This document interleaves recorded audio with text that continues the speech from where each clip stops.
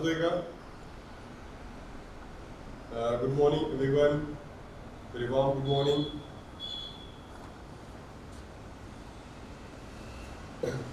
आवाज क्लिअर आहे आपला? आवाज क्लिअर आहे? Very good. सॉरी, थोडा आज पण लेट झाला. म्हणजे लेट तर नाही झाला, थोडं टेक्निकल प्रॉब्लेममुळे थोडं लेट झाला.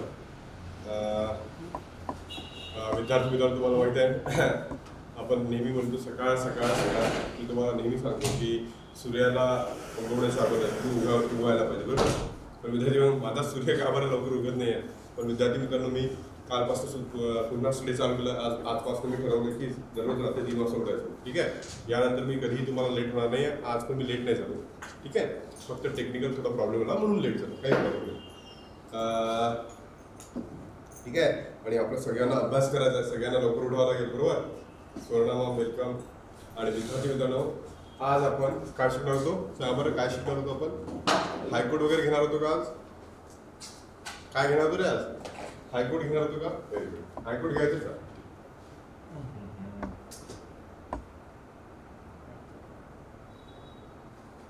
आज हायकोर्ट शिकायचं आहे. थोडा नेटवर्कचा प्रॉब्लेम होऊन राहिला आज, काही प्रॉब्लेम नाही. फक्त 1 मिनिट थांबा, फक्त 1 मिनिट. आम्ही ते नेटवर्क एकदा चेक करून घेतो.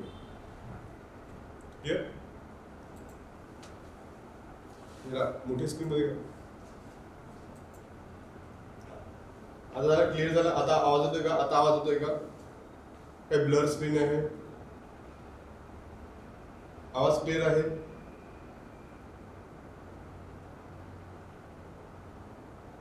आहे ना? हा, विद्यार्थ्यांना गुड मॉर्निंग पुन्हा एकदा. ठीक आहे, आणि आज आपण हायकोर्ट शिकूया.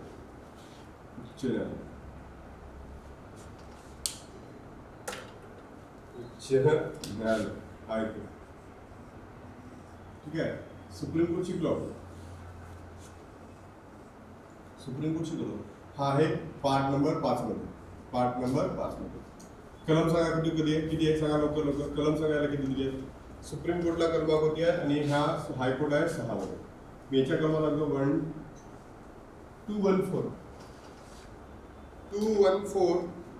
231 इतके कलमाकडे दिले आहे हायकोर्टला दिले आहे. मला तुम्ही सुप्रीम कोर्टचे आर्टिकल सांगा. Very good. 1242 1422 140 सर, अगदी बरोबर, ॲब्सोल्युटली व्हेरी गुड. ते तुम्हाला या सगळ्या कलमा माहिती आहे, बरोबर? 1242 147 या सुप्रीम कोर्टच्या आणि या हायकोर्टच्या. मग सगळ्यात महत्त्वाचा मुद्दा येतो आपल्या देशामध्ये की सुप्रीम कोर्ट अगोदर की हायकोर्ट अगोदर. बरं, तुम्ही शिकला जातो 1773चा ऍक्ट वगैरे शिकला. त्याला सुप्रीम कोर्ट, बरोबर? नंतर आपण बेंगालला होता, कोलकात्याला होता, मग आपण त्याला दिल्लीला पाठवतो, बरोबर? सगळं शिकवतो, काही प्रॉब्लेम. तर आतापर्यंत आपण हे शिकलेलं आहे, सुप्रीम कोर्ट शिकवलेलं आहे. आता आपल्याला शिकायचं आहे आज हायकोर्ट. मी तुम्हाला सिंपल एक प्रश्न विचारतो. आता रिसेंटली एक हायकोर्ट तुमच्या भारत देशामध्ये आलेला आहे, इम्प्लिमेंट झाला आहे, की त्याची स्थापना झाली. ते कोणतं हायकोर्ट आहे सांगा बरं मला. रिसेंटली एक हायकोर्ट भारतामध्ये स्थापित झाला, ते कोणतं आहे? आंध्र प्रदेश, अमरावती. पण भारतामध्ये एकूण उच्च न्यायालय किती आहे सांगा? भारतामध्ये एकूण उच्च न्यायालय किती झाले? 25. Very good. अजून एक प्रश्न विचारू का? कोणत्या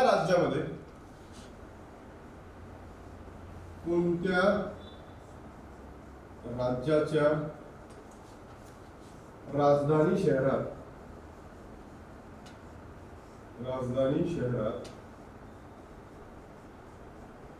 उच्च न्यायालय नाही, हायकोर्ट? कोणत्या राज्याच्या? चला मला सांगा. UP. Very good. Sneh ma'am very good. UP very good. चला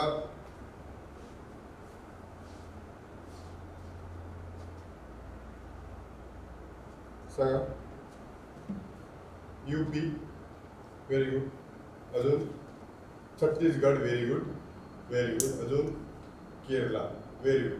केरलामध्ये कुठे आहे? केरलामध्ये कुठे आहे मॅम? केरलामध्ये कुठे आहे? MP very good. एमपी अगदी बरोबर. Very good Sneha. सुवर्णामध्ये. ठीक आहे, केरलामध्ये त्रिवेंद्रपुरमला असं आहे बघा. यूपी, छत्तीसगड आणि मध्य प्रदेश. यूपीची राजधानी आहे लखनौ यूपीची राजधानी काय? लखनौ. लखनौ आणि लखनौ मध्ये अलाहाबाद हायकोर्ट. इथं हायकोर्ट आहे अलाहाबाद. अलाहाबाद हायकोर्ट. छत्तीसगडची राजधानी काय? रायपूर. रायपूर. आणि त्याचं जे हायकोर्ट आहे ते बिलासपूर. तिकडे आहे बिलासपूर. मग एमपीची राजधानी भोपाळ आहे का? भोपाळ. एमपीची राजधानी भोपाळ आहे का? सांगा लवकर. एमपीची राजधानी भोपाळ आहे का? आणि भोपाळचं कुठे आहे? Very good, very good, very good. आणि जबलपूरला. आणि कुठे आहे? जबलपूरला. कुठे आहेत? जबलपूर. अगदी बरोबर. म्हणजे विद्यार्थी मित्रांनो, तुम्ही जर हे लक्षात ठेवताय की या वर्षी आपल्या भारत देशामध्ये आंध्र प्रदेशनी मागच्या वर्षी तुला म्हणतो की उद्याला हायकोर्ट, तर तुम्हाला तो डायरेक्टली प्रश्न विचारेल. तर मला सांगा किती लोकांना येणार? 100 लोकांना येणार नाही. समजा 100 लोक एमपीएससी ला बसले आणि आयोगाने प्रश्न विचारला की अरे रिसेंटली जे 25वे उच्च न्यायालय आहे कोणत्या राज्यामध्ये आहे? मला सांगा त्याला उत्तर येणार की 100 लोकांना येणार की? सगळ्यांनाच माहिती आहे, ऑलमोस्ट सगळ्यांना माहिती आहे, बरोबर. पण विद्यार्थी मित्रांनो, आता मला सांगा, जर आपण हा प्रश्न विचारला आयोगाने तर मग कोणाला येणार? किती लोकांना येणार? म्हणून मी तुम्हाला आज होमवर्क देतो. मी 3 राज्यांची लिहिलं आहे, बरोबर. 3 राज्यांचं लिहिलेलं आहे की कोणत्या राज्याच्या राजधानी शहरामध्ये हा उच्च न्यायालय नाही, बरोबर. बाकीचे जर असेल किंवा नसेलही तुम्ही एकदा सर्च करा. म्हणजे जेव्हा तुम्ही सर्च कराल ना, तुम्ही जास्त इंटेन्सिटीने सर्च करा, बरोबर. आणि तुमचा एकही मार्क्स कुठे जाणार नाही. कळाला का? की मी तुम्हाला 3 सांगितलं, तुम्हाला बाकी सुद्धा शोधायचे आहे, बरोबर. यूपी राजधानी लखनौ. यूपीची राजधानी लखनौ, बरोबर. आणि कुठे आहे? अलाहाबाद. कुठे आहे? अलाहाबाद.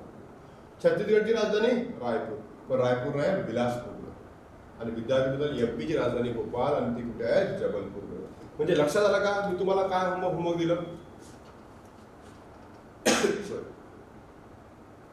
ठीक आहे. जर असेल कुठे असेल तर तुम्हाला ते शोधायचं आहे आणि मला सांगायचं आहे, ठीक आहे. मला सुद्धा माहिती नाही असं मी म्हणतो, तुम्ही मला सांगणार. कारण की विद्यार्थी मित्रांनो, असे जर प्रश्न आयोगाने विचारले, कारण की आयोग आता तुम्हाला माहिती आहे कन्सेप्च्युअल झालेला आहे. आयोगाला तुमच्यापैकी सिलेक्टेड लोकच काय करायचे आहेत? पिकअप करायचे. सीट्स कमी असतात आणि तुम्हाला आपल्या वॅकन्सीज कमी असतात, जागा आपल्या लोक खूप जास्त एक्झाम देणार आहेत, बरोबर. त्यांनी जर असे प्रश्न विचारले तर सगळ्यांनाच येईल ना, सगळ्यांना सिलेक्ट करावं लागेल, बरोबर. म्हणून विद्यार्थी आता तुम्हाला असे कन्सेप्च्युअल प्रश्न विचार. लक्षात आलं का? पॅटर्न लक्षात येते का तुमच्या की आयोग कशा पद्धतीने प्रश्न विचारू शकतो आपल्याला? एक मिनिट चालेल. मग आता आपण असेच शिकणार आहोत, पूर्ण कन्सेप्च्युअल आपण सगळं शिकणार आहोत, ठीक आहे.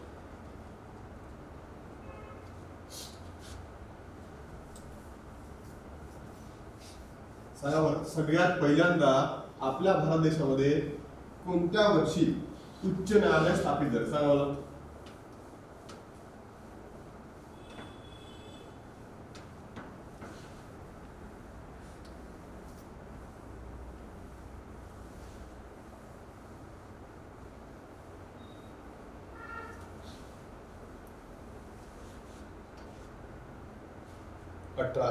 क्या बात आहे. तुम्हाला सगळ्यांना माहिती आहे. Very good, very good. 1862 तुम्ही वाचून आलेत ना, म्हणजे तुम्हाला तुमचे असंख्य डाऊट सुद्धा क्लिअर होईल. आणि तुम्हाला 2-4 प्रश्न सुद्धा विचारणार आहे. तुम्हाला माहिती होतं का की आपण आज हायकोर्ट घेणार म्हणून, बरोबर. चला, भारतातलं पहिलं उच्च न्यायालय कोणतं? सांगा. भारतातलं पहिलं उच्च न्यायालय कोणतं? 1862. 1862.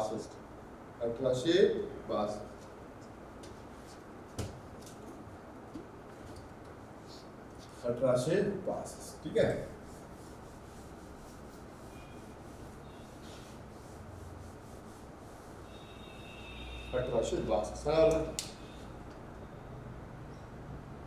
Very good. नाही, व्हेरी गुड. कलकत्ता बॉम्बे. नाही, अगदी बरोबर. सुवर्ण बरोबर तुम्ही वाचून आला. तुमचे असंख्य डाऊट्स क्लिअर होणार. बघा, लक्षात आहे ना. म्हणजे तुम्ही एकदा जर वाचून आला तुम्ही मला कसे प्रश्न विचारू शकता आणि त्या प्रश्नाचे उत्तर मी तुम्हाला देऊ शकतो. म्हणजे काय होतं, आपलं जास्तीत जास्त काय होईल, म्हणजे कोऑर्डिनेशन होईल, जास्तीत जास्त संभाषण होईल आणि त्या संभाषणामधून आपले आन्सर निघत होईल, बरोबर. 1862. 1862 ला इंडियामध्ये 3 हायकोर्ट इस्टॅब्लिश करण्यात आले. पहिलं कोलकाता, बॉम्बे आणि मद्रास. कोलकाता, बॉम्बे आणि मद्रास. बरोबर. 1862 लगेच 4 वर्षांनी म्हणजे किती 1866. बघा 4 वर्षांनी चौथं उच्च न्यायालय स्थापित करणार ते म्हणजे अलाहाबाद. लक्षात ठेवायचं 1862 4 वर्षांनी चौथं म्हणजे अलाहाबाद. 4 वर्षांनी चौथं म्हणजे अलाहाबाद.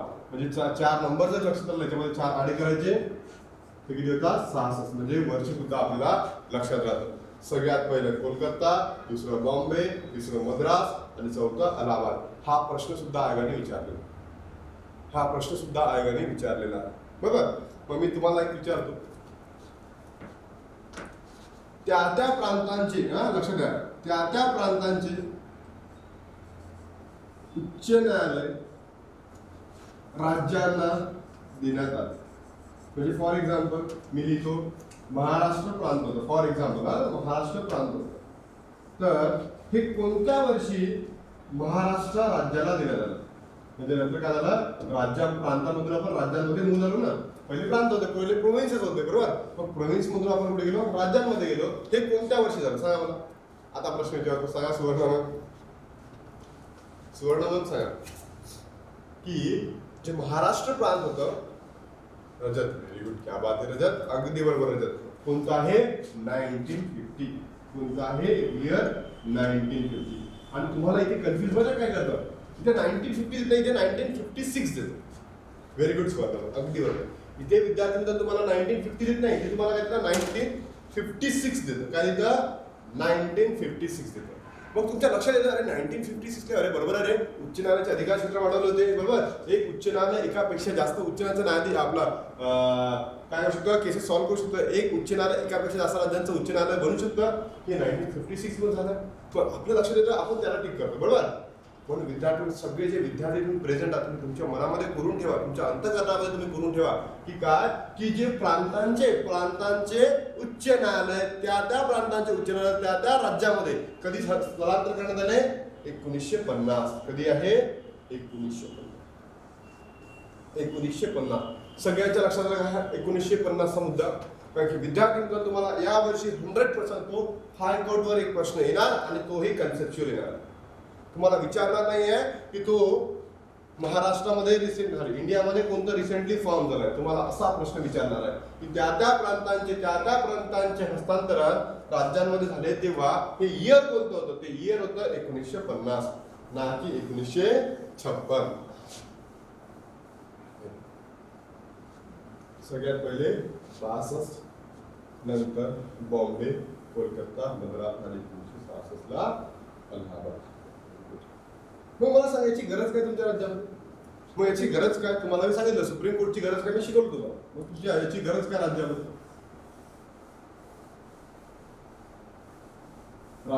याची गरज काय?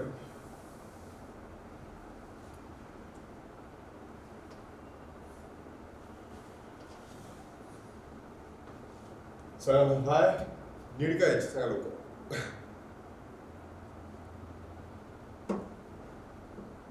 मी तर शिकवतो तुम्हाला, तर पूर्ण सांगतो, टाइम लाईनच काढतो तुम्ही. पण याची गरज काय? अपील कर. व्हेरी गुड, अपील कर. बरोबर शिकवा सर. ठीक आहे, मी शिकवतो. बघा सगळ्यात पहिला मुद्दा आपण हायकोर्ट शिकतोय. सगळ्यात पहिला हायकोर्ट तुमच्या राज्यामध्ये काय, तुमच्या देशामध्ये काय पाहिजे तुम्हाला माहिती. मी काल शिकलो देशामध्ये न्याय, स्वातंत्र्य, समता, बंधुता या सगळ्या प्रिन्सिपल इम्प्लिमेंट करण्यासाठी सरळ. आणि हायकोर्ट आपल्या राज्यामध्ये काय पाहिजे आहे की आपल्या राज्यामध्ये की आपापल्या लोकांचे आपापल्या टेरिटरीमध्ये उद्भवणाऱ्या गोष्टींवर न्याय, स्वातंत्र्य, समता. बरोबर. हा एक पूर्ण ऑल इंडिया लेवल बॉडी आहे आणि ही all state body. All state म्हणजे काय, फक्त महाराष्ट्रापुरती. बरोबर. म्हणजे आपला महाराष्ट्राचा पूर्ण एरिया म्हणजे ऑल स्टेट बॉडी. पण हे ऑल इंडिया बॉडी. म्हणजे पूर्ण भारतभर ही जजमेंट देऊ शकते. पण ही बॉडी फक्त आणि फक्त आपल्या महाराष्ट्रासाठीच आहे, बरोबर. आमच्या महाराष्ट्रामध्ये जे गोवा आहे, दमन आणि दीव आहे, नगर हवेली आहे, इथेच आपलं ज्युरिडिक्शन म्हणजे आपलं अधिकार क्षेत्र वापरू शकतं, पण याच्या बाहेर वापरू शकत नाही. पण सुप्रीम कोर्ट पूर्ण भारतामध्ये कुठेही आपलं ज्युरिडिक्शन वापरू शकते. पण जे आपला महाराष्ट्राचं जे हायकोर्ट आहे, फक्त आणि फक्त विद्यार्थी मित्रांनो, गोवा, महाराष्ट्र, दमन अँड दीव, नगर हवेली इथेच वापरू शकते, याच्यापेक्षा जास्त वापरू शकत नाही. म्हणजे या एरियामध्ये विद्यार्थी मित्र काही स्वातंत्र्य, समता, बंधुता काही इश्यूज झाले असतील, त्याच्यावर न्याय देण्याचं काम होण्याचं आहे त्या आपल्या हायकोर्टचं. पण याला लिहिलं आहे कोणत्या पार्टमध्ये आहे? 6th part. कोणता पार्ट आहे? 6th part. आर्टिकल दिला आहे 1 to 4, 237, 1 to 4 to 231, सॉरी, 231, 37, 231, 214 ते 233. मग या आर्टिकल्स मध्ये या हायकोर्टचं कंपोजिशन दिलं, त्यांचे पॉवर्स दिले. म्हणजे काय? या आर्टिकल 214 पासून तर 231 पर्यंत विद्यार्थी मित्रांनो हायकोर्टचं गठन कसं करायचं, त्याची इम्प्लिमेंटेशन करायची, त्याचे पॉवर्स काय, त्यांच्या सरन्यायाधीशांची नेमणूक करायची, त्यांच्या इतर न्यायाधीशांची नेमणूक कशी करायची, या सगळ्या तरतुदी इथे कुठे दिलेल्या आहे? दिलेल्या आहे, बरोबर. आणि आज आपण ते डिटेलमध्ये अनालिसिस करणार, सगळं डिटेलमध्ये करणार, ठीक आहे. तर मग हे आता तुम्हाला एवढं जर कळलं असेल तर मग आपण टाइमलाईन आता बघून घेऊ, कधी काय झालं हायकोर्ट संबंधी, ठीक आहे. आता टाइमलाईन सांगतो मी तुम्हाला. सगळ्यात पहिले झालं आपल्या इंडियामध्ये की 1862 ला 3 न्यायालय उपस्थित झाले. किती? 3. नंतर आलं 1866. 1866 मी फक्त इयर्स लिहितो, तुम्हाला पुढचे पॉईंट लिहून घ्या. 1866 नंतर लिहितो मी 1950 आणि नंतर लिहितो मी 1954. हे इम्पॉर्टंट आहे, अत्यंत गरजेचं आहे, हे समजलं. सगळ्यात पहिले इथे 3 लिहितो, CBM, कोलकाता बंगाल आणि कोलकाता, बॉम्बे आणि मद्रास. नंतर तुम्ही अलाहाबाद. इथले तुम्ही म्हणजे प्रोव्हिन्स मधून आपण स्टेट मध्ये रूपांतर केलं तरी त्या राज्याचे जन्म देण्यात आले. 56 अमेंडमेंट, सगळ्यात important, one of the important constitution amendment act 1956, 7th amendment. कोणाला माहिती 7वी अमेंडमेंट? सांगा बरं. 7वी अमेंडमेंट कोणाकोणाला माहिती आहे? 7वी अमेंडमेंट कोणाकोणाला माहिती आहे? लवकर सांगा. 7वी अमेंडमेंट, 7वी घटनादुरुस्ती कोणाकोणाला माहिती आहे? लवकर सांगा. सगळ्यात इम्पॉर्टंट आहे, शिकायची आपल्याला. तुम्हाला तुमचा देश, आताचा देश कसा आहे हे तुम्हाला जाणायला मिळेल. जर तुम्ही अभ्यास करत असाल ना, तुम्हाला माहिती पडेल की 7वी अमेंडमेंट म्हणजे आताचा भारत देश आहे. थोडीशी माहिती आहे, स्नेह माहिती आहे, सगळ्यांना माहिती आहे. म्हणजे मला तिकडे जायची गरज नाही,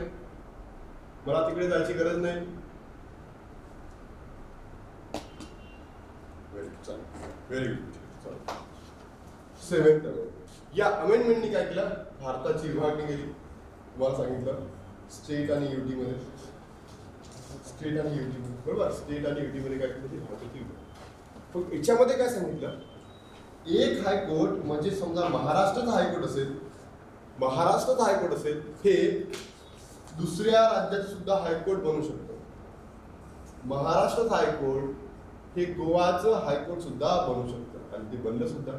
म्हणजे जर तुम्हाला प्रश्न विचारला की याचे अधिकार क्षेत्र कोणत्या अमेंडमेंटनी वाढवले, कोणत्या अमेंडमेंटने वाढवले? 7व्या अमेंडमेंट, बरोबर. पुन्हा हा पहिला हायकोर्ट बदला. दुसरा, उच्च न्यायालयाचे अधिकार क्षेत्र वाढवले,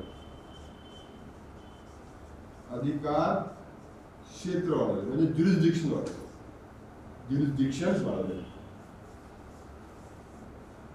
उच्च न्यायालयाच्या न्यायाधीशांची संख्या वाढवली,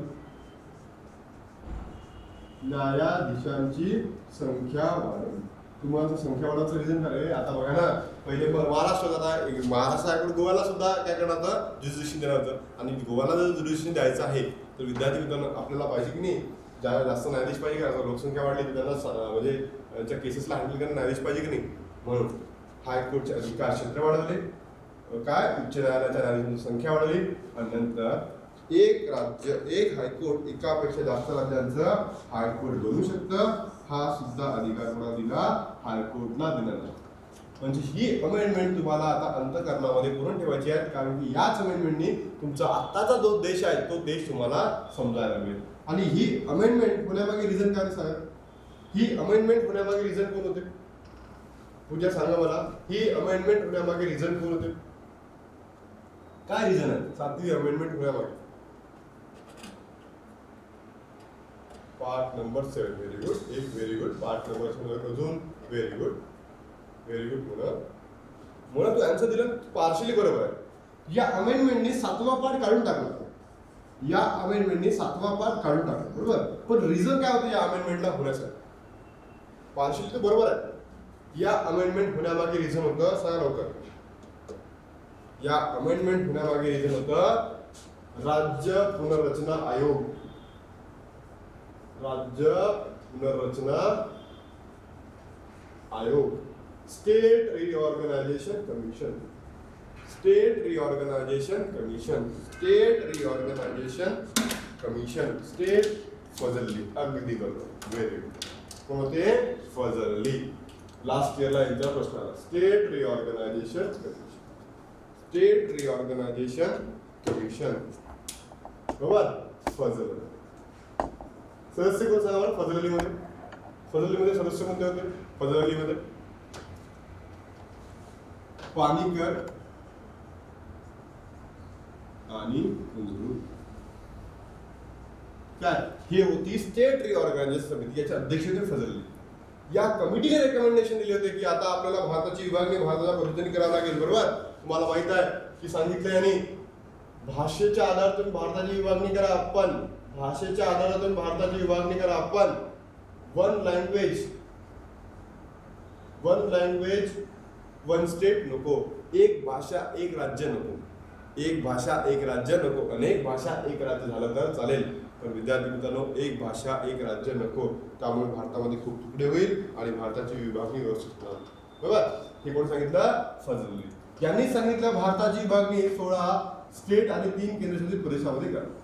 16 राज्य आणि 3 केंद्रशासित प्रदेशामध्ये करा. पण जेव्हा हा कायदा बनवला त्याच्यामध्ये आपण 16 न करता किती केले 14 राज्य बनवले आणि 6 केंद्रशासित प्रदेश. 14 बनवले आणि 6 केंद्रशासित प्रदेश बरोबर. पण या कायद्यामध्ये 14 स्टेट आहेत. यामध्ये या 14 स्टेटमध्ये जम्मू काश्मीर हा तुमच्या देशाचा पार्ट होता की सांगा बरं.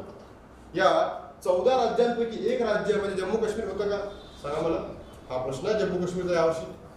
या 14 राज्यांपैकी व्हेरी गुड व्हेरी गुड. बाकी लोक मग काय मग यावर्षी काय झालं की जम्मू काश्मीर हा इंटिग्रल पार्ट बनला असं का सांगितलं तुमचं. जम्मू काश्मीरला भारतामध्ये आणलं मग हे तुमच्या डोळ्यासमोर आहे ना. जे 1950 ला जेव्हा आपण भारताला आपण इम्प्लिमेंट केलं किंवा जेव्हा ज्या दिवशी आपण 26 जानेवारी 1950 ला भारत आपलं इम्प्लिमेंट केलं विद्यार्थी मित्रांनो संविधान इम्प्लिमेंट केलं त्या दिवशीला सुद्धा तो भारताचाच प्रदेश होता. या दिवशी 26 जानेवारी 1950 ला सुद्धा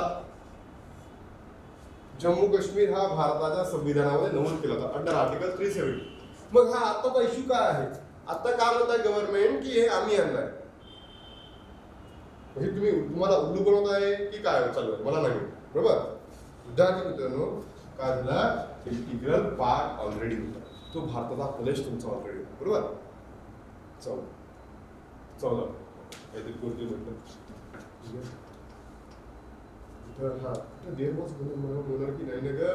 तुझ्या तिथे मोनार्की कुठं होतं मुक्ती तिथल्या हे होत्या सीएम होत्या बरोबर. सुवर्णाला वेलकम. तिथे मोनार्की होती मोनार्की नव्हती. मोनार्की पहिले होती जेव्हा तिथे इन्स्ट्रुमेंट ऑफ ॲक्सेशन चालू केलं राजा हरी सिंग ठीक आहे.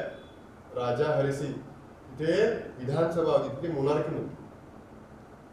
चालेल सांगतो मी तुम्हाला जम्मू काश्मीर शिकवतो मी आर्टिकल नंबर 370 शिकवतो तुमच्या लक्षात. इथे 14 इथे होतं बरोबर. 14 वर जम्मू काश्मीर बरोबर. याच ही अमेंडमेंट तुम्ही तुमच्या अंतःकरणामध्ये करून ठेवा. खूपच इम्पॉर्टंट. अंतःकरणामध्ये करून ठेवा 7वी अमेंडमेंट. मी हायकोर्ट संबंधी सांगितले बाकी तुम्हाला तुम्ही शिकला सर जेव्हा संघ आणि त्याचे क्षेत्र शिकला त्याच्यामध्ये तुम्हाला 7वी अमेंडमेंट तुम्ही शिकला. हायकोर्टचे अधिकार क्षेत्र वाढवले. हायकोर्टची न्यायाधीशांची संख्या वाढवली. आणि नंतर एक हायकोर्ट एकापेक्षा जास्त राज्यांचा हायकोर्ट बनू शकतं. हा सुद्धा अधिकार कोणाला दिला विद्यार्थी मित्रांनो? हायकोर्टला देणार. ठीक आहे, ही होती 1956 ची.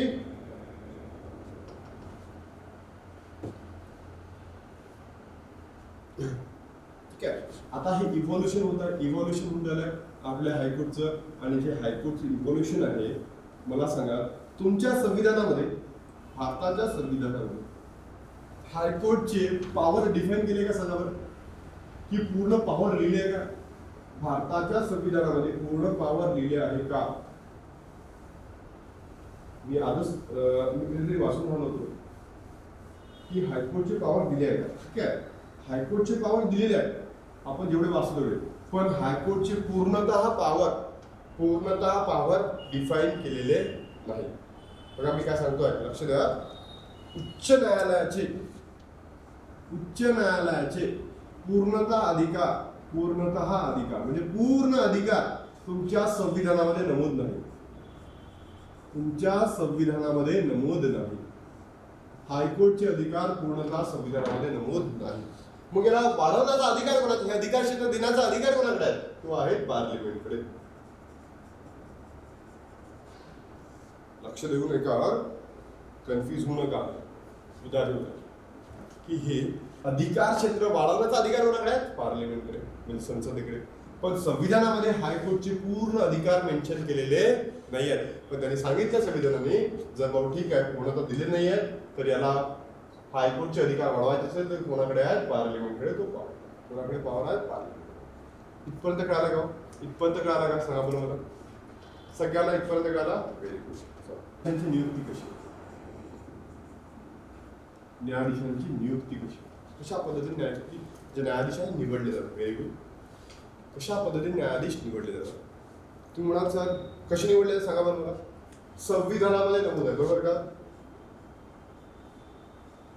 संविधानामध्ये नियुक्तीचा सगळा कारभार नमूद आहे, बरोबर का? संविधानामध्ये सगळा कारभार नमूद आहे, बरोबर का? सरन्यायाधीशांची किंवा न्यायाधीशांची नेमणूक करायची असेल तर संविधानामध्ये नमूद आहे, बरोबर का? सर नाही, अगदी बरोबर. ते कुठे आहे? आपण केसेसने डिफाईन केलंय. कुठे? केसेसने डिफाईन केलंय. अगदी बरोबर, केसेसनी. मग तुम्हाला कोणती केस आहे? 1982 बरोबर, 1982, 1993, 1990. आपण इथे शिकलो होतो आपण सीजीआयचे रिकमेंडेशन बाइंडिंग आहे प्रेसिडेंटवर. शिकलो होतो CGI+2 चे रिकमेंडेशन बाइंडिंग आहे प्रेसिडेंटवर. ते शिकलो होतो आपण CGI+4 आणि याचे रिकमेंडेशन बाइंडिंग आहे. आता हायकोर्ट संबंधी केस आहे 1998. हायकोर्ट संबंधी कोणती केस आहेत? 1998. बघा कसं लक्षात ठेवायचं, या साईडनी सुप्रीम कोर्ट लिहायचं, बरोबर? सुप्रीम कोर्ट या साईडला लिहायचं हायकोर्ट, बरोबर? CGI+2 high court. जी 1990 ची केस आहे ती काय म्हणतात हायकोर्ट संबंधी? CGI असेल तो रिकमेंड करेल कोणाला? प्रेसिडेंटला. पण या CGIचे रिकमेंडेशन प्रेसिडेंटवर बाइंडिंग. पण आता थर्ड केसने काय म्हणतात, हा एकटा CGI नसेल, CGI+2 प्लस CGS असेल. CGS म्हणजे काय? त्या राज्याचा हायकोर्टचा उच्च न्यायाधीश किंवा सरन्यायाधीश. हा CGI कोणता आहे? CGI म्हणजे काय? चीफ जस्टिस ऑफ इंडिया, म्हणजे आपल्या सर्वोच्च न्यायालयाचा सरन्यायाधीश. हा कोण आहे? उच्च न्यायालयाचा सरन्यायाधीश. हे लोक रेकमेंड करतील कोणाला? प्रेसिडेंटला. आणि नंतर जाऊन काय होतील विद्यार्थी मित्रांनो? प्रेसिडेंट नेमणूक करेल एखाद्या सरन्यायाधीशाची. मग तुम्हाला जर आता अगर प्रश्न विचारला की हायकोर्टची जी कॉलेजियम सिस्टम आहे, व्हेरी गुड, 2014, व्हेरी गुड.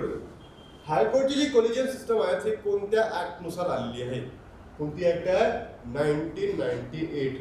लक्ष द्या विद्यार्थी मित्रांनो की उच्च न्यायालयाची जी कॉलेजियम सिस्टम आहे, जी निवडणूक प्रक्रिया आहे, नियुक्ती प्रक्रिया आहे, हे कोणत्या केसमध्ये डिफाईन झाले? कोणत्या केसमध्ये आहे? 1998. आता मला सांगा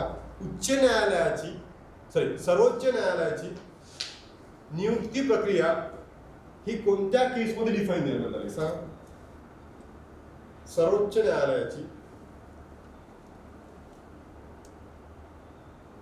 न्यायालयाची कॉलेजियम सिस्टम कोणत्या केसमध्ये डिफाईन करण्यात आली सांगा मला. पहिल्यांदा कोणत्या केसमध्ये डिफाईन करण्यात आली? पहिल्यांदा आली 1993. कॉलेजियम म्हणजे काय? एकापेक्षा जास्त. इथे कॉलेजियम मध्ये काय सिंगल मेंबर होतं, बरोबर? 1993. पण इव्हॉल्व कधी झाली? 1998. इव्हॉल्व कधी झाली? 1998 ला. लक्ष द्या, सगळ्यांना सांगतोय मी, आयोग कशाही पद्धतीने तुम्हाला प्रश्न विचारू शकतो. प्रश्न कसा?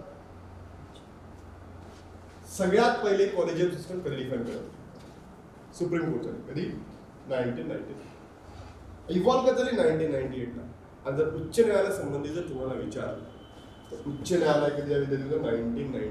किती लोकांना समजलं रे?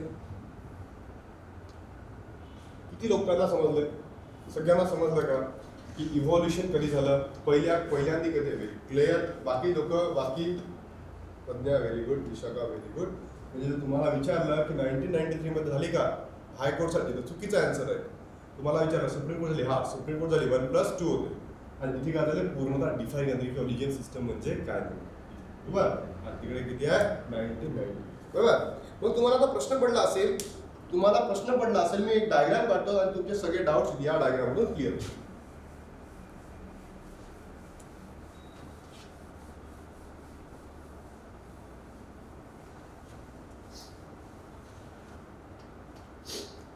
आणि ही डायग्राम तुम्हाला सगळ्यांना काढायची. मी 1 मिनिटात 2 मिनिटाचा वेळ तुम्हाला, तुम्ही ती डायग्राम काढून घ्यायची. ठीक आहे? बघा, लक्ष द्या. प्रेसिडेंट, राष्ट्रपती,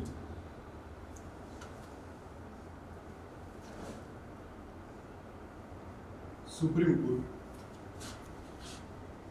आहे. ठीक आहे?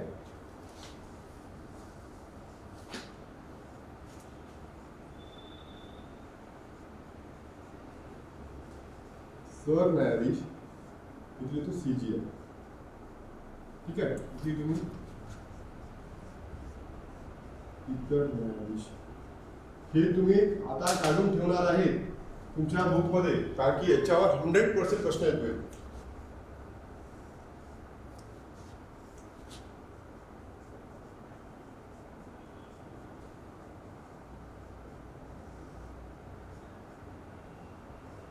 हा उच्च न्यायालयाचा सरन्यायाधीश आहे. मी जो लिहिलं नव्हता, हा उच्च न्यायालयाचा सरन्यायाधीश आहे.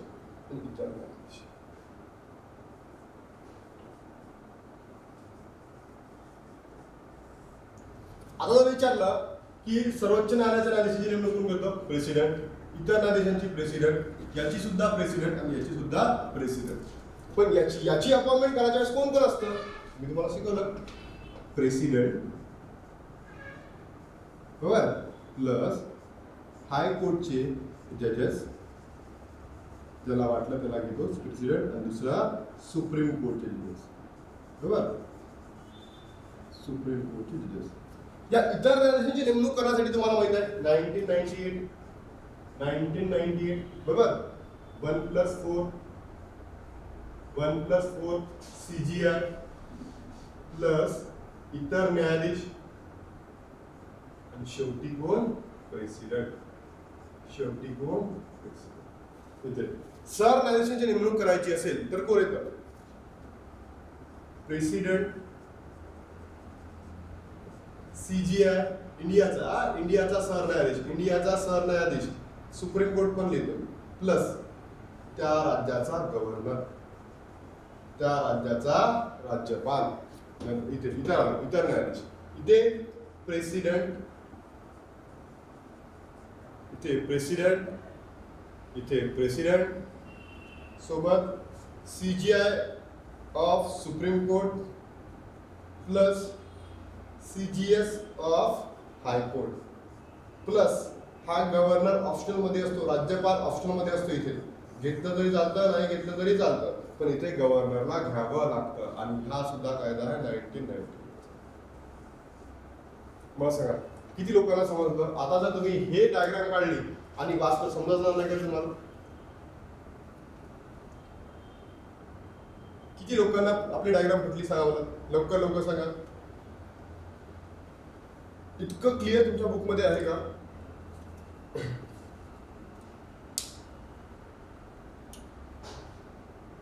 क्लिअर झालं? सगळे डाऊट क्लिअर झाले?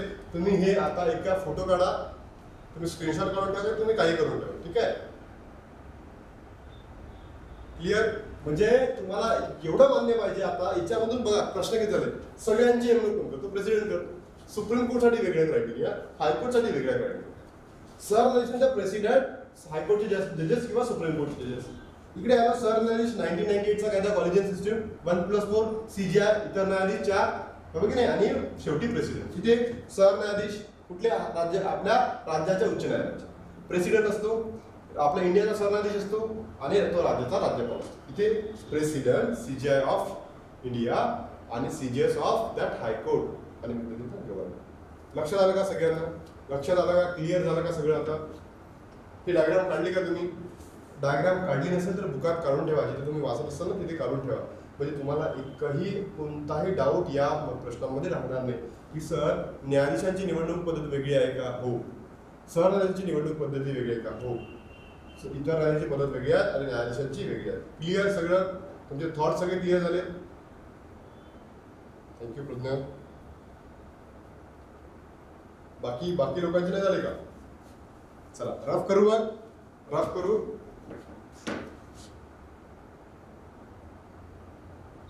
हा ना प्रेसिडेंट असतो. प्रेसिडेंट सगळीकडेच असतो. प्रेसिडेंट सगळेच प्रेसिडेंटच अपॉइंटमेंट करतो.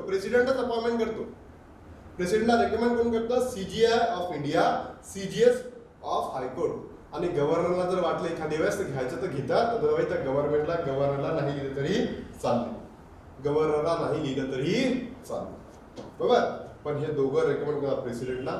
म्हणजे या सगळ्यांची जी नेमणूक आहे ना, नियुक्ती आहे ना, हे कोण करतं? प्रेसिडेंट. लक्षात आलं? आता काही डाऊट आहे? डाऊट आहे याच्यामध्ये अपॉइंटमेंटमध्ये कोणाच्या अपॉइंटमेंटमध्ये काही डाऊट आहे का तुम्हाला?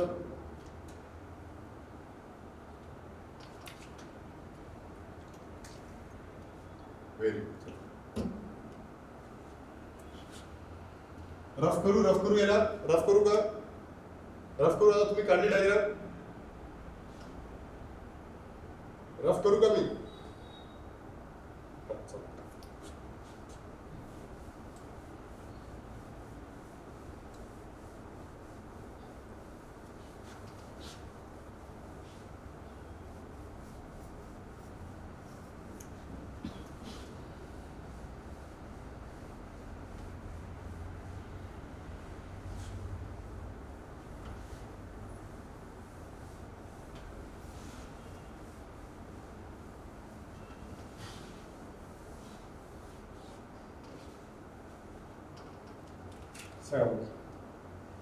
मला एक प्रश्न विचारला तुम्हाला. आता क्वालिफिकेशन काय?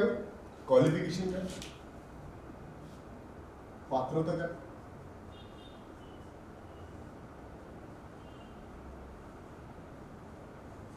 सांग मला पात्रता काय?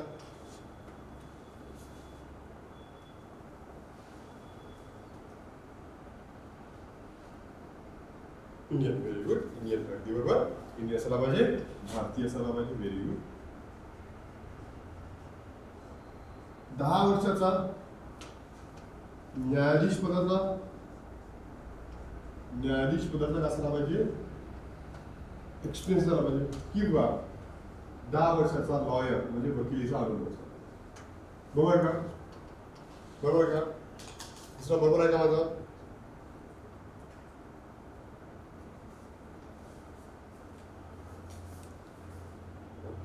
बोला बरोबर ना का? काय चुकीचं आहे? पण इथे काय आहे? तुमचा हायकोर्ट नाही, इथे तुमचं काय डिस्ट्रिक्ट कोर्ट आहे, हे प्रादेशिक उच्च न्यायालय. लक्ष द्या. हायकोर्टच्या न्यायाधीशासाठी ही पात्रता आहे म्हणा काय? 10 वर्ष न्यायाधीशाचा अनुभव असायला पाहिजे किंवा 10 वर्षाचा लॉयरचा अनुभव कुठे असायला पाहिजे? हायकोर्टमध्ये. आणि हे जे दिले आहे हे दिले आहे डिस्ट्रिक्ट कोर्ट. दिलेलं आहे डिस्ट्रिक्ट. लक्ष द्या. 10 वर्षाचा हायकोर्टचा अनुभव कुठे? 10 वर्षाचा हायकोर्टचा अनुभव कुठे? लॉयरमध्ये. लॉयरचा अनुभव कुठे? हायकोर्टमध्ये. आणि 10 वर्षाचा जजचा एक्सपिरियन्स कुठे असायला पाहिजे? हा, व्हेरी गुड. अगदी बरोबर. Very good. कुठे? 10 वर्षाचा डीसीचा. अगदी बरोबर. Very good. क्या बात आहे. पुन्हा दिवस पुढे येणार तो तू सांगितलं. छान. 10 वर्षाचा डिस्ट्रिक्ट कोर्टमध्ये आणि विद्यार्थी 10 वर्षाचा लॉयरचा अनुभव कुठे असायला पाहिजे? ते हायकोर्ट. मग लॉयर मध्ये आणि न्यायाधीश मध्ये काय डिफरन्स सांगा बरं. न्यायाधीश आणि लॉयर मध्ये काय डिफरन्स आहे. लॉयर म्हणजे केसेस लढतो आणि तो पुढे नाही का पुढे जाऊन बसतो केस सॉल्व्ह करतो बरोबर. म्हणजे विद्यार्थी मित्रांनो न्यायाधीश. मला माहिती असेल तो पिक्चर बघितला असेल जॉली एलबी मध्ये टकला तो मोठा मोठा टकला नाही का तो वाला तो असतो न्यायाधीश आणि अक्षय कुमार असतो लॉयर बरोबर. म्हणजे लॉयरचा हा अनुभव कुठे असला पाहिजे त्याला हायकोर्टचा आणि न्यायाधीशांचा अनुभव कुठला असला पाहिजे डिस्ट्रिक्ट बरोबर. थर्ड पॉईंट मिनिमम एज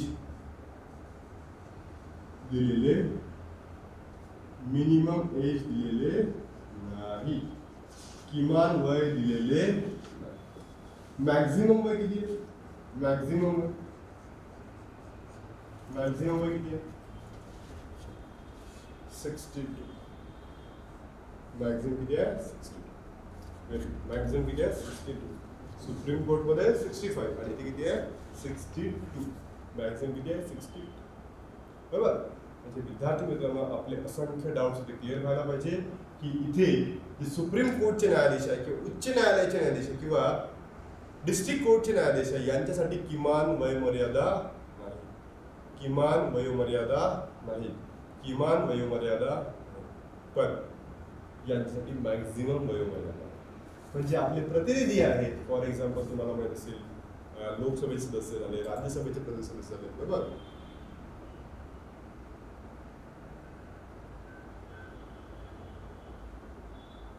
बरोबर. आणि विद्यार्थी मित्रांनो की राष्ट्रपती आहे उपराष्ट्रपती जे रिप्रेझेंटेटिव्ह आहे बरोबर. रिप्रेझेंटेटिव्ह आहे यांसाठी आपल्याला मिनिमम एज दिला यासाठी मॅक्झिमम दिलेलं आहे. त्यांच्यासाठी आपण ठीक आहे पात्रता काय नाही काही अशी गरज नाही इथे नाही. सुप्रीम कोर्टसाठी इथे नाही. इथे दोन महत्वाचे ठीक आहे. भारतीय 10 आणि 10 सुप्रीम कोर्टसाठी इथे नाही दिलं बरोबर. लक्षात आलं. भारतीय मिनिमम एज. मी तुम्हाला एक प्रश्न विचारतो तुम्हाला सांगा यांचा शपथविधी कोण घेतो. यांची नेमणूक झाल्यानंतर शपथविधी कोण घेतो सांगा बरोबर. गव्हर्नर घेतो राष्ट्रपती घेतो सांगा यांचा शपथविधी कोण घेतो. अगदी बरोबर राज्यपाल. Very good. कोण घेतो गव्हर्नर. समजा गव्हर्नर नसेल तर त्यांनी नियुक्ती केलेला एखादी दुसरा व्यक्ती. गव्हर्नर नसेल तर त्यांनी नियुक्ती केलेला एखादी दुसरा बरोबर. समजा प्रेसिडेंट अपॉइंटमेंट करतो आणि त्याची काय घेतो जे शपथविधी आहे तो घेतो गव्हर्नर. मग मला सांगा की सुप्रीम कोर्टचे न्यायाधीश आहे यांचा शपथविधी कोण घेतो सांगा बरं मला. सुप्रीम कोर्टचे न्यायाधीश आहे यांचा शपथविधी कोण घेतो. प्रेसिडेंट. अगदी बरोबर. कोण घेतो अगदी. फक्त हा डिफरन्स आहे की राज्यपालांसाठी आपल्या हायकोर्टच्या उच्च न्यायालयाच्या न्यायाधीशांची नेमणूक जरी राष्ट्रपती करत असली तरी त्याची शपथविधी कोण घेतो गव्हर्नर. कोण घेतो गव्हर्नर. मला सांगा यांचं जे पेमेंट आहे ज्या हायकोर्टच्या राज्याचं पेमेंट आहे किंवा न्यायाधीशांचं पेमेंट आहे हे कोणत्या निधीमधून होतं. संचित निधीमधून होतं की राज्याच्या संचित निधीमधून. संचित निधी म्हणजे इंडियाचा आणि राज्याचा संचित निधी म्हणजे आपल्या त्या स्टेटचा. राज्याच्या संचित निधीमधून होतं की केंद्राच्या संचित निधी होतं. Very good. राज्याच्या संचित. आता मी लिहितो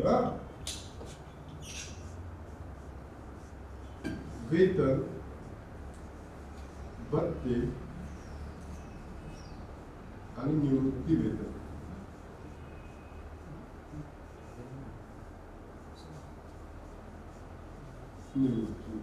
हे तिन्ही वेतन राज्याच्या संचित निधीमधून होते बरोबर का. तिन्ही वेतन राज्याच्या संचित निधीमधून होते बरोबर का. अगदी बरोबर. किती लोकांना बरोबर वाटतं. Very good. अगदी बरोबर. क्या बात आहे. तुम्ही वाचून आला बरोबर. फक्त आणि फक्त दोनच वेतन आणि भत्तेच हे कुठून होतात विद्यार्थी मित्रांनो संचित निधी राज्याच्या संचित निधी बरोबर. आणि विद्यार्थी मित्रांचे निवृत्त वेतन आहे ना हे कुठून होतं हे होतं भारताच्या संचित निधीमधून. भारताच्या संचित. किती लोकांच्या लक्षात आलं? किती लोकांच्या लक्षात आलं? किती लोकांना कळालं? क्लिअर?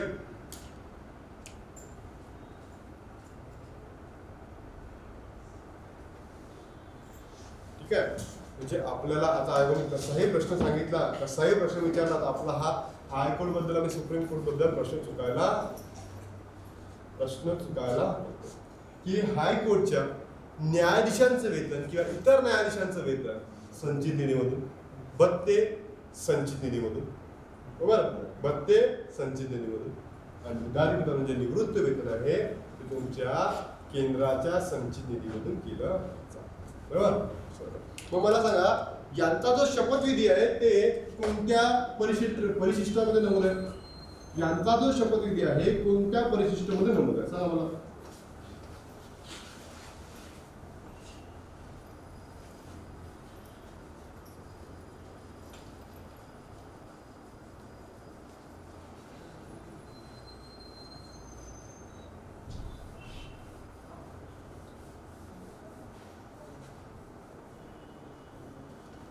कोणत्या परिशिष्टामध्ये? Very good. तिसऱ्या परिशिष्टामध्ये. क्या बात आहे, तिसऱ्या परिशिष्ट नंबर, तिसऱ्या परिशिष्टामध्ये. मग सर्वोच्च न्यायालयाच्या न्यायाधीशांचा शपथविधी कुठे नमूद? सर्वोच्च न्यायालयाचं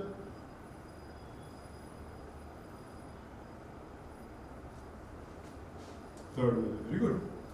आणि मला सांगा, सर्वोच्च न्यायालयाच्या आणि उच्च न्यायालयाच्या न्यायाधीशांचे वेतन कोणत्या परिशिष्टामध्ये नमूद आहे? कोणत्या परिशिष्टामध्ये नमूद आहे? अगदी बरोबर. Very good. मग आता जर तुम्हाला विचारलं की या दोन्ही परिशिष्टामध्ये कॉमन कोण आहे, तर तुम्हाला सांगता यायला पाहिजे सुप्रीम कोर्टचे न्यायाधीश आणि हायकोर्टचे न्यायाधीश. बरोबर. म्हणजे विद्यार्थी वेतन आयोग आपल्याला हा सुद्धा प्रश्न विचारू शकतो, कारण 2018ला आयोगाने प्रश्न विचारला. सॉरी 2019चा प्रश्न आहे, 2018-19 की दुसऱ्या परिशिष्टामध्ये खालीलपैकी कोणत्या व्यक्तीची सॅलरी दिलेली आहे? काय दिलेली आहे? सॅलरी. मग यावर सुद्धा प्रश्न येऊ शकतो की कंबाईन कोणाकोणाची दिलेली आहे? दुसऱ्या परिशिष्टामध्ये पण आहे, तिसऱ्या परिशिष्टामध्ये. दुसऱ्या परिशिष्टामध्ये आणि तिसऱ्या परिशिष्टामध्ये नमूद असलेले व्यक्ती कोणते? सुप्रीम कोर्ट, हायकोर्टचे न्यायाधीश. सुप्रीम कोर्ट आणि हायकोर्टचे न्यायाधीश. बरोबर. आणि अजून कोण आहे ते तुम्ही मला सांगा. अजून कोण आहे ते तुम्ही मला सांगा. जर अजून कोणी असेल, तुम्हाला माहित आहे महालेखा परीक्षेत किती असतो, त्यांनी सुद्धा इथे कॉमन दिलेले आहे. बरोबर. Very good. म्हणजे तुम्हाला लक्षात येत आहे का? Very good. म्हणजे तुम्हाला लक्षात येत आहे का? इथे सुद्धा आहे, इथे सुद्धा आहे. बरोबर. मग मी तुम्हाला डिफरन्स शिकवला होता यामध्ये, ओथ आणि अफर्मेशन.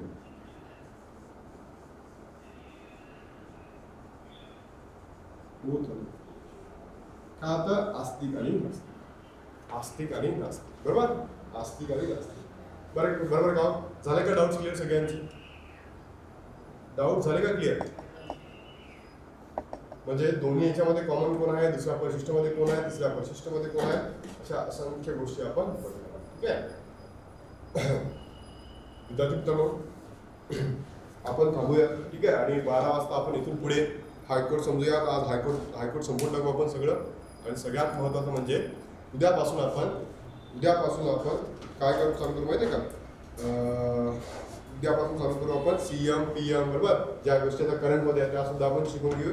आणि सोबतच 2 दिवसानंतर आपलं हे सगळं संपून जाईल आणि त्याच्यानंतर आपण चालू करणार आहोत लोकल सेल्फ गव्हर्नमेंट आणि नंतर डायरेक्ट मेनचे टॉपिक. ठीक आहे.